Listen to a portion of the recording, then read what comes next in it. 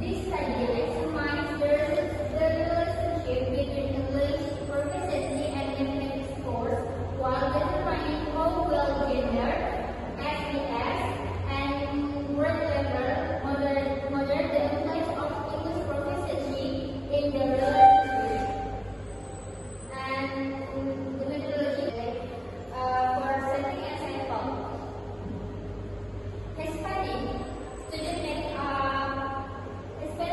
made up 87% of the student population, with Black non-Hispanic accounting for 9% and White non-Hispanic accounting for 3%. And Asian or Pacific Islander or other accounting for 1%. Additionally, 14 of the total student population were students with disabilities, 42% were ELL, and 4% were classified as GIF.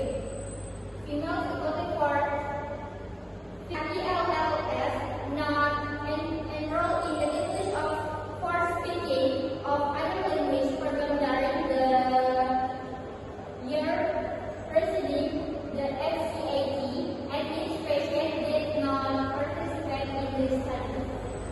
And for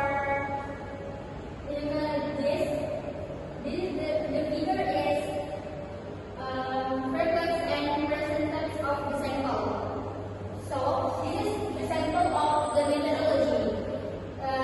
There's grade, gender, SES, privilege, privilege, total males, total females, overall total. Okay. For the data collection instrument, the Comprehensive English Language Learner Assessment, or CELLA. The data were available in Development Scale Score (DSS) format for each student. So, for collection data,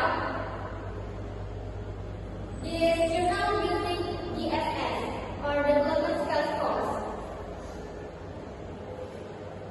Mathematics proficiency scores are categorized into 5 achievement levels, ranging from 100 to 500 points. English proficiency scores are also categorized into 5 achievement levels, ranging from 800 to 2,190 points.